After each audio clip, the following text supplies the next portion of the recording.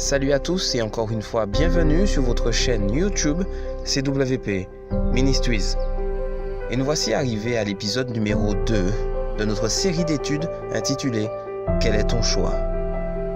Et l'épisode d'aujourd'hui a pour titre Philosophie, mère. Mais avant d'ouvrir la parole de Dieu, si vous le voulez bien, nous allons invoquer la présence du Saint-Esprit. Inclinons la tête. Père éternel, grand Dieu tout-puissant, nous te remercions pour cette grâce que tu nous fais et nous reconnaissons que nous ne sommes pas dignes d'être appelés tes fils. Mais en vertu du sacrifice de Jésus et de ses mérites, nous sommes justifiés, nous sommes lavés et nous te remercions 2 fois plus pour ton Saint-Esprit que nous réclamons cet instant afin qu'il nous conduise dans toute la vérité. Au nom de Jésus. Amen. Dans l'épisode numéro 1, partie 1 et partie 2, rappelez-vous, nous avions parlé de la philosophie égyptienne et de leurs croyances erronées qui allaient à l'encontre du plan divin. Mais nous pouvons nous poser la question suivante. D'où nous parvient ce peuple? Où ont-ils puisé leur réticence à reconnaître que le Dieu du ciel est à l'origine de toutes choses? Nous avons un premier indice qui est non négligeable. Le mot en hébreu pour Égypte est Mitzraïm. Et cela nous permet de faire un petit exercice généalogique avec l'aide de nos Bibles. Et le livre de la Genèse, au chapitre 10, commence avec la postérité des fils de Noé, qui sont Sem, Cam et Yaophet. Nous allons nous focaliser un instant sur la descendance de Cam, qui engendre 4 fils. Lisons Genèse 10, au verset 6. Les fils de Cam furent Cush, Mitzraïm, Put et Canaan. Fascinant. Voici ici Mitzraïm. C'est la première fois qu'on voit ce mot apparaître dans le manuscrit. Et c'est le même mot, rappelez-vous, qui est utilisé pour Égypte. Et nous comprenons bien que les Égyptiens sont les descendants du petit-fils de Noé. Et nous allons voir que cet exercice généalogique est de la plus haute importance, car il va nous permettre de localiser un événement qui servira de type pour la fin des temps. Mitzraïm, comme nous l'avons vu, est l'ancêtre des Égyptiens. Et il a pour frère aîné Cush. Le verset 7 du chapitre 10 nous cite 5 fils de Cush, qui sont Shaouba, Avila, Shaouta, Raema et Shabteka. Mais Cush a-t-il seulement 5 fils? Lisons le verset 8. Cush engendra aussi Nimrod. C'est lui qui commença à être puissant sur la terre. Waouh! Nous avons failli en oublier un, et pas l'un des moindres. Cush a un 6e fils. En tout cas, il est cité à la 6e position, et ce n'est pas anodin. Et il s'appelle Nimrod, et il est le neveu de Mitzraïm, rappelez-vous, qui est l'ancêtre des Égyptiens. Parallèle très intéressant avec la prophétie, et un lien de parenté non négligeable. Nous allons le comprendre au cours de cette série d'études. Et la Bible décrit Nimrod comme étant le premier à être puissant sur la terre. Et le mot en hébreu pour puissant est Gibor. Et il est traduit aussi par chef. Ce mot intensifie le statut de Nimrod et met l'emphase sur sa fonction politique. Voyons quel type de chef il est. Au verset 9. Il fut un vaillant chasseur devant l'Éternel. C'est pourquoi l'on dit, comme Nimrod, vaillant chasseur devant l'Éternel. Il est décrit par le manuscrit biblique comme étant un vaillant chasseur. Et le mot chasseur en hébreu, tsahid, met l'emphase sur ses compétences dans le domaine de la chasse, sa faculté à subvenir aux besoins alimentaires. Ce chef nourrit le peuple. Gardons bien cela à l'esprit, car il y a une interprétation spirituelle de cet événement. Il est le centre d'intérêt, il crée une dépendance. Il est vu comme étant la solution, le seul espoir pour la planète. Mais Nimrod est-il seulement un chef politique? Parce que quand nous lisons cette expression en français, « vaillant chasseur devant l'Éternel », on a l'impression que ce chef bénéficie de l'approbation divine. Mais ce n'est pas ce que nous révèle le texte hébreu. Son prénom nous donne déjà une première indication. Nimrod est traduit littéralement par rebelle. Intéressant. Et l'expression vaillant chasseur devant l'Éternel. Le mot devant ici, en hébreu, lipne, qui vient du mot paronim, est traduit littéralement par en face de, faire de l'ombre à, en opposition. Et Nimrod est un rebelle. Il nourrit le peuple, mais fait de l'ombre à l'autorité divine. Le voilà qui symboliquement se tourne vers l'Orient et lance un défi au Tout-Puissant. On retrouve ici le même état d'esprit que celui de Pharaon, non? Fascinant. Se pourrait-il qu'il y ait eu un lieu qui englobe toutes les philosophies allant à l'encontre du plan de la rédemption? Le verset 10 nous informe que Nimrod va dominer d'abord sur Baoubel, qui se trouve au pays de Shinéar. Que d'informations précieuses! Mais que s'est-il passé à Baoubel? Et les premiers versets du chapitre 11 vont nous permettre d'y voir plus clair. Lisons Genèse 11 au verset 1. Toute la terre avait une seule langue et les mêmes mots. Le texte sacré nous présente ici un rassemblement mondial. Et en lisant ce verset de façon superficielle, nous nous focalisons peut-être uniquement sur le dialecte unique de l'époque. Mais la profondeur des termes hébreux nous permettent de tirer profit de l'enseignement spirituel de cette histoire. Le texte nous dit « toute la terre avait une seule langue ». Le mot pour « seul » en hébreu, « eat », qui vient du mot « ekaud », met l'emphase sur une union, une entente. Ils forment un seul peuple et ils ont la même langue. Le mot « saoufar » en hébreu est aussi traduit par « discours » ou encore « voix ». Le texte biblique nous présente ici un seul peuple qui parle d'une même voix. Ils tiennent le même discours. Et pour renforcer cette idée, le verset continue en disant les mêmes mots. Non seulement ils tiennent le même langage, ils ont le même discours, mais ils ont également, selon le texte, les mêmes mots. Et le mot hébreu ici, ou des barim, qui vient de daouba, peut être aussi traduit par affaire, préoccupation ou encore manière de penser. La portée spirituelle de ce verset est extraordinaire. Elle pointe du doigt un consentement mondial. Une paix durable ici est envisagée. Se pourrait-il que la tendance soit la même au XXIe siècle? Rappelez-vous du texte de base de notre série, Ecclésiaste 1, verset 9. Ce qui a été, c'est ce qui sera. C'est la raison pour laquelle nous nous attardons sur la typologie biblique, les histoires qui nous permettent de nous projeter dans l'eschatologie, c'est-à-dire les événements de fin des temps. Mais nous posons la question, quel type de paix intéresse l'humanité? Continuons notre exégèse. Comme ils étaient partis de l'Orient, ils trouvèrent une plaine au pays de Shinéar et ils y habitèrent. Voici la population mondiale qui se réunit dans un même lieu. Et le mot lieu dans le grec, topos, est aussi traduit par état d'esprit. Fascinant. Ils ont le même état d'esprit de façon symbolique, et ce lieu est Shinéar, qui désigne la Babylonie. Et le thème Baoubel est le mot original pour Babylone. Les voilà tous réunis dans un état d'esprit babylonien. Se pourrait-il que le dernier système mondial soit nommé dans l'Apocalypse par Babylone, la Grande? Comprendre ce qui a été, encore une fois, nous permet de comprendre ce qui sera. Et c'est un principe biblique fondamental qui nous évite de tomber dans des interprétations erronées. Continuons au verset 3 et 4. Ils se dirent l'un à l'autre, « Allons, faisons des briques et cuisons-les au feu. » Et la brique leur servit de pierre, et le bitume leur servit de ciment. Ils dirent encore, « Allons, bâtissons-nous une ville et une tour dont le sommet touche au ciel, et faisons-nous un nom, afin que nous ne soyons pas dispersés sur la face de toute la terre. » Le verset 4 est une mine d'informations.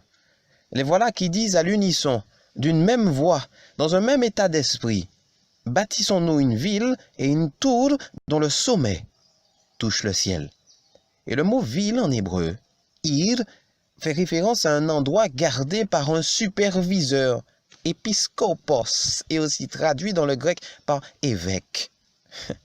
Qui est cet évêque? Qui supervise cette entreprise?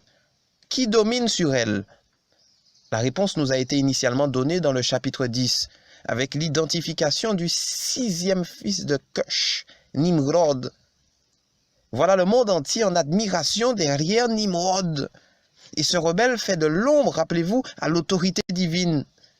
Et voici que le peuple donne son accord pour matérialiser les ambitions de ce monarque et construise une tour dont le sommet touche le ciel. Et cette rébellion fait penser à une fameuse petite corne que nous décrit le livre de Daniel au chapitre 8, qui s'élève jusqu'au chef de l'armée.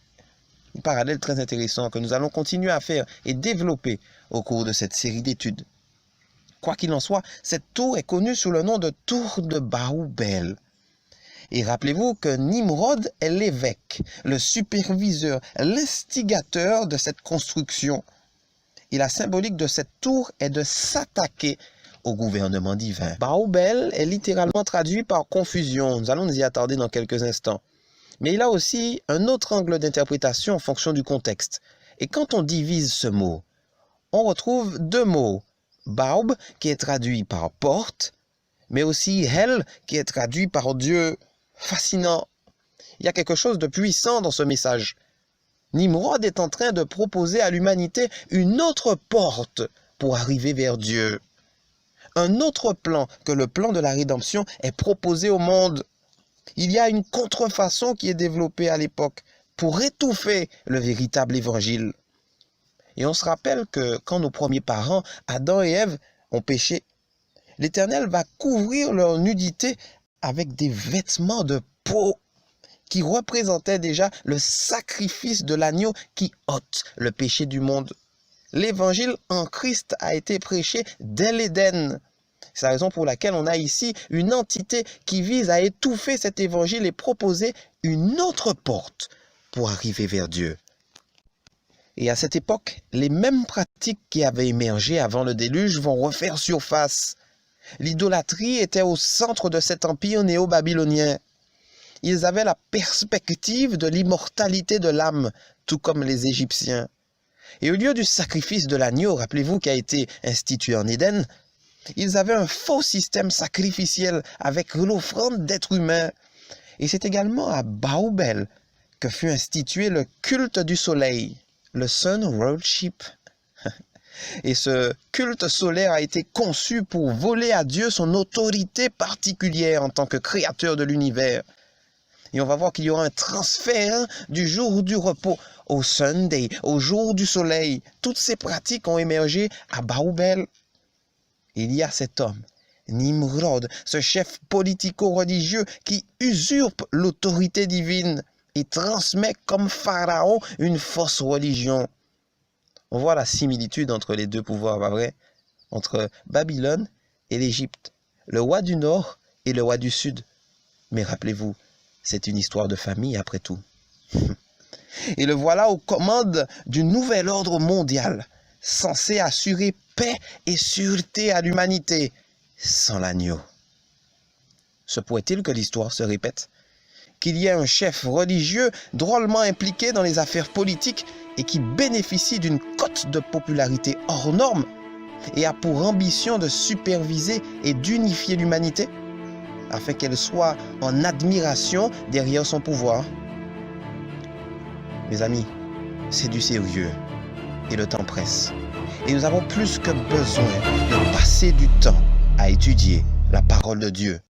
Et sans faire de publicité, nous allons nous pencher sur un récent film hollywoodien, Black Panther, qui a promotionné à la fin du générique des valeurs maquillées qui visaient à préparer les consciences pour les événements à venir. Écoutons le discours du héros du film qui symboliquement va s'effectuer devant les Nations Unies. Je suis le roi T'Challa, fils du roi T'Chaka. Je suis le chef souverain du royaume du Wakanda. Et pour la première fois de notre histoire, nous allons partager nos ressources et nos connaissances avec le reste du monde. Le Wakanda ne se contentera plus d'observer dans l'ombre. Cela n'est plus possible. Notre devoir nous l'impose.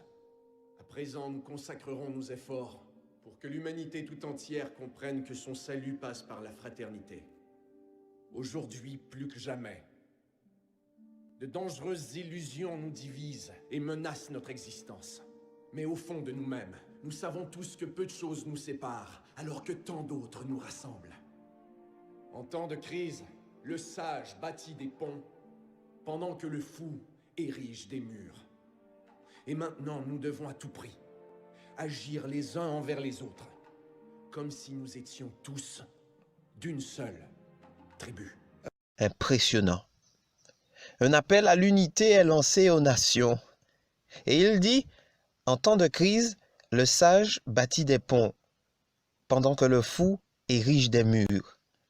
Et maintenant, nous devons à tout prix agir les uns envers les autres, comme si nous étions tous d'une seule tribu. L'appel à former un seul peuple, à parler une même langue et avoir les mêmes mots, est plus que jamais d'actualité, comme à la naissance de la Babylonie. Et cette philosophie va par la suite influencer la plupart des religions, telles que l'Égypte par exemple. Et nous avons pu le constater lors de l'épisode numéro 1. Nimrod est cet artisan de paix mondiale, proposant une alternative à la venue du Messie. Il propose une autre porte pour parvenir à Dieu. Rappelez-vous, Bab, El. Et il se proclame ainsi lui-même Dieu. Y a-t-il un homme qui a pour ambition de créer des ponts, se proclame lui-même un pontife? Quoi qu'il en soit, l'Éternel va-t-il approuver ce rassemblement mondial? Nous allons vérifier dans Genèse 11, versets 5 à 7. L'Éternel descendit pour voir la ville et la tour que bâtissaient les fils des hommes. Et l'Éternel dit, « Voici, ils forment un seul peuple et ont tous une même langue. Et c'est là ce qu'ils ont entrepris.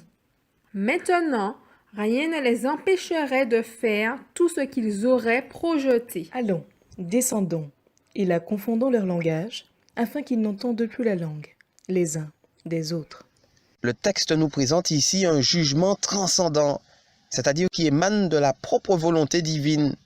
Il vient confondre leur langage. Et dans ce sens spirituel, il vient mettre un frein à cette rébellion contre son autorité. Il vient anéantir ce discours à l'unisson mondialiste. Et le verset 9 nous indique que Dieu va les disperser. Et le mot en hébreu est weyapes, qui vient du mot put, qui est traduit par briser, mettre en morceaux leur intention. Et cette image qui avait été érigée en l'honneur de Nimrod sera détruite.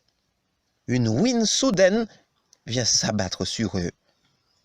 Et on voit que cette action montre clairement la position de la divinité face à de telles actions.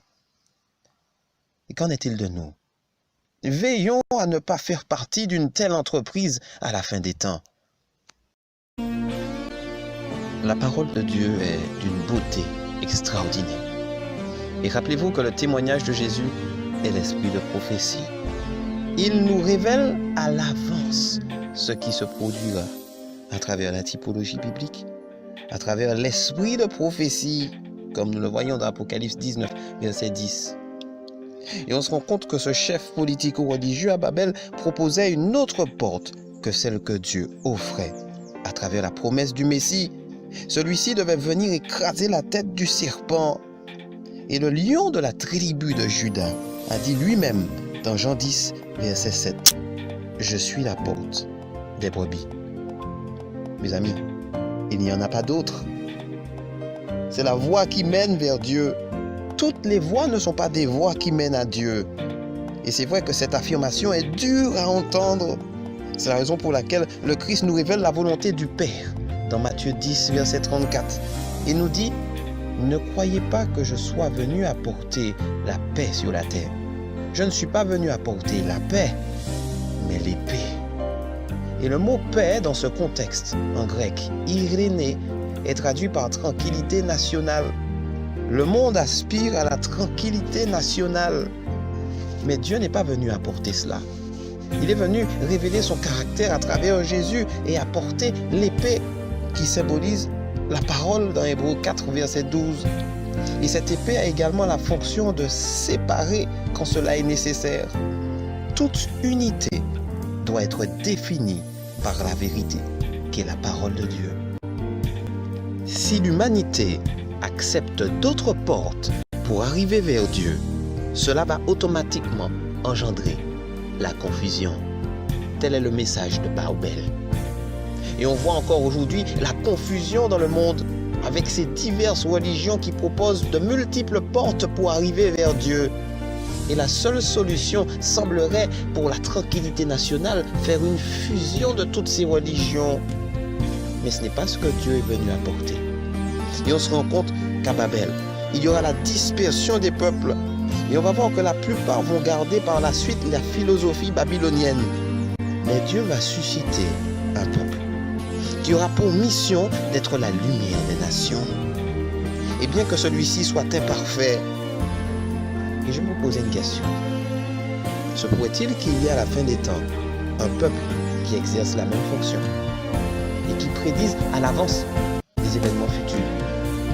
Soyons à l'écoute de la volonté divine et laissons-nous diriger par la parole de Dieu, qui est la vérité.